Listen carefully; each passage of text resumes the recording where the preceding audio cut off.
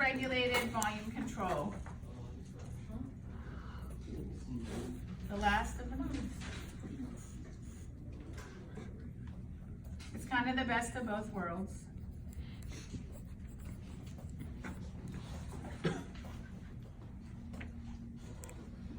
So we've had ACVC, SIMVVC, ACPC, SIMVPC. Now we have ACPRVC and SIMVPRVC. So those are the 6 core modes on your meds. There are other ones, but we're not talking about those right now. Okay, so it's gonna look like that pressure one again to start out with. So, in PRVC, we're setting a max pressure and a target tidal volume. So I think we know by now that the same thing as far as the patient goes. Patient triggers here, they're gonna get whatever's happening over here. Patient triggers over here, they're gonna be able to do their own breath where we can add pressure support. Right, we're all good with that part at this point? Okay. So this is that closed loop mode that we talked about earlier in the term, where the other two were the open loop, you got what you set. Well, in pressure regulated volume control, and I told you it was PRVC at the time, you just didn't know what all that meant. So here we're gonna set a max pressure, so let's say we're gonna set a max pressure of 30 and a target tidal volume of 450. What the ventilator will do is monitor the target tidal volume. So we want 450. So the goal of the ventilator is to use whatever pressure is needed to deliver 450 to the patient. So the nice thing about PRVC is it would deliver the tidal volume that you want at the lowest possible pressure.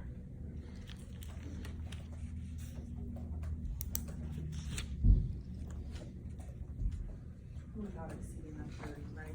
Yeah, it actually doesn't exceed less than that, but I'll get there.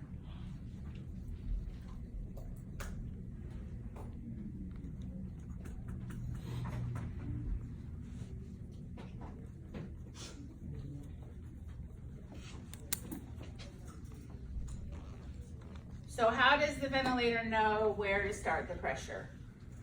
Like say this is the first breath. How does it know what pressure to use? It's gonna do a plateau on the very first breath. We don't have to do anything, it does it on its own. So the first breath, we'll have a plateau. Whatever that pressure is where it's gonna start. So let's just say our plateau was 15. So it's gonna start at a pressure of 15. And in a perfect world, we're gonna get our 450 or thereabouts.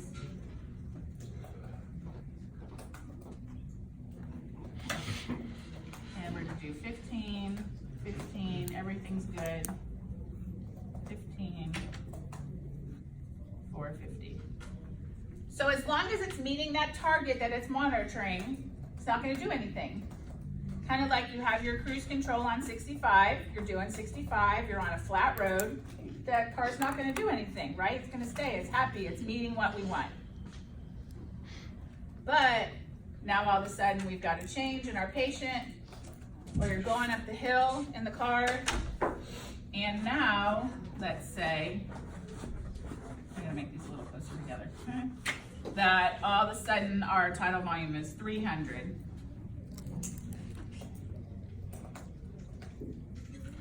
Now for one, it has to be 3 consecutive breaths that have a change, which is why I put 3 there. So this one here, this is still 450, 450, and the next one's 300. It's not gonna make a change because one breath doesn't meet the target.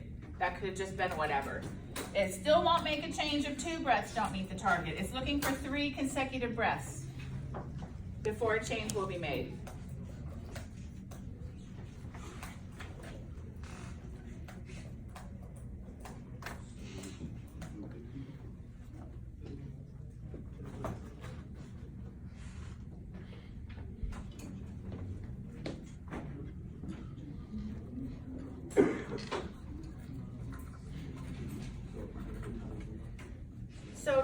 gonna happen is the ventilator is gonna automatically change the pressure on its own, and it goes up. It varies a little from vent to vent, but it's an average of 3, so that's what I go with. So it's gonna go up in increments of 3. So we weren't meeting our volume for 3 consecutive breaths, so now it's gonna go to 18. And let's say that at 18, we only go to 350. Then it's gonna go up by 3 again.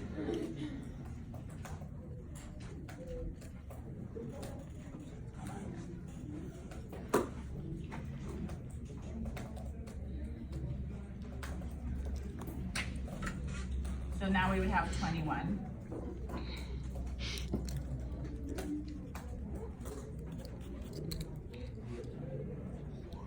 And then let's say that now we're back at 450.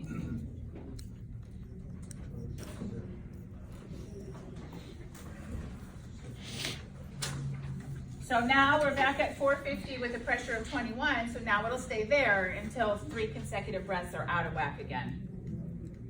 It will not go to the max. It goes to about 5 below the max. So in this example, if I have my max at 30, it would go to 25. And then it would give you what I call a soft alarm. A soft alarm is like a, hey, I need some attention, but you don't gotta drop your pancakes and come and see me right this second. It's not a drop what you're doing. A soft alarm is not a drop what you're doing. A soft alarm is, hey, I need attention, you need to get in here as soon as you can. So this would alarm, and it's gonna say, target tidal volume not delivered or something like that.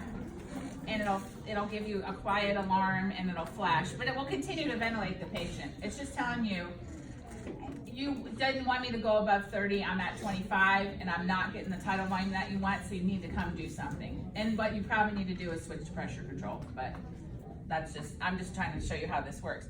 It will also work in reverse. So say now our 21, all of a sudden we're getting 650, it will go back down in increments of 3 to get the volume that you want. So it's kind of the best of both worlds. Yes? So the target pressure you said was 30. Why don't you just raise it? You can't raise it. I don't want a pressure above 30, really. 35 is the max we go to. So you're switching the pressure control, right? This is not pressure control, this is So you say PRVC. you'll switch to pressure control? Oh yeah, if I can't get the target tidal volume that I want without going too high on the pressure, yes, I would switch to pressure control. What's wrong? I was thinking we need to just raise the pressure at that point, or no? No, that's what I'm saying. If you go up on your pressure, you're gonna have barotrauma. Yeah, There comes a point where you can't go up on your pressure and you won't get the volumes that you want, but we're gonna talk about that another day. Well, what's the point of switching to pressure controlled if that's basically gonna adjust the pressure to meet it? Isn't that the same Well, concept? it is, but what if you get to 25 and you still can't get 450? But I guess my question is, what would be the difference in if you set it on the pressure control and gave them it's still the set pressure, correct? And you don't want to go over 35. Is that the same concept though? On this? Well, the only thing I'll tell you is on this vent, it would alarm. And then if you whereas go to the pressure other way- control, you're just gonna get whatever volume you get. It's just due to the fact that the patient needs that, so instead of Right. coming in, adjusting and alarming, you might as well just set them there Right. because you know that they're gonna need that. Mhm, and you're gonna get a lower volume. Yes. Let's say you walk away from the machine, will it go past 30 and just keep it climbing? No, Okay. that's what I'm saying. Okay. Nope, it won't. It'll alarm and it'll keep ventilating, but it'll just tell you that. I don't know, Sharon, do you have anything to add that might help? And you have a lot of experience with PRVC. No, just kind of what Casey was saying, I don't know if you understand, was that, like with pressure control, your volumes will vary. In this case, we're kind of really sticking to our target tidal volume. So it is the best of both worlds because I'm trying to guarantee a certain size breath, but I'm also using minimal pressure. Does that make sense? But there can, in a patient with like ARDS or severe CHF, there's gonna come a point where you won't be able to meet the volume and stay within that pressure. So you just go switch over to pressure control knowing that you're gonna have lower volumes. You're just gonna accept it at that point, which is something we'll talk about more later. So what can we set here? We can set all the same things we can in pressure control, except we're gonna add a target tidal volume. So what can we set? Max pressure. So something very important that people always mess up on, max pressure is set in the alarms. You're not gonna find it in the PRV settings section. So in PRVC, you set the max pressure in the alarms, because that's basically what it is. It's the high pressure alarm. We're saying don't go above that. And then you're gonna set a target tidal volume.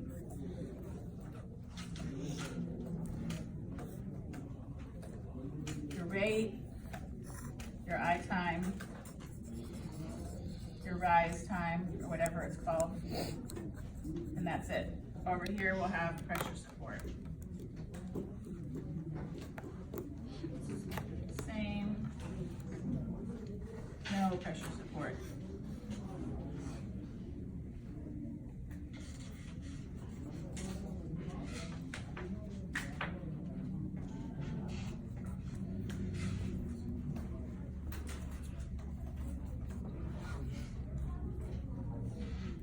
No disadvantages, no really advantage. You get, like I said, the lowest possible pressure is being used. There are no disadvantages to PRVC. The only It's a bad good part, mode. Good mode. the only bad part about is if you're in PRVC is that you have to go back to going to just regular pressure control would be like the only like downside. Yeah, I Going mean, back. there are reasons to not put people in PRVC. If I have somebody that I really need to really control their CO2, like a head trauma patient, which we'll talk about more later, I'm gonna wanna hyperventilate that patient and bring their CO2 down. I'm not gonna put them in PRVC, I'm gonna put them in a straight volume control. So, but for your everyday patient, maybe that doesn't have a lot of lung problems or head trauma and things like that, PRVC is great. It's great for post-op patients, maybe neuromuscular disease. If I have a patient who is gonna have a lot of fluctuations or bad compliance or resistance, personally, I would not put them in PRVC. But some of that's just personal preference. I'm an old school, I've worked with volume control for years.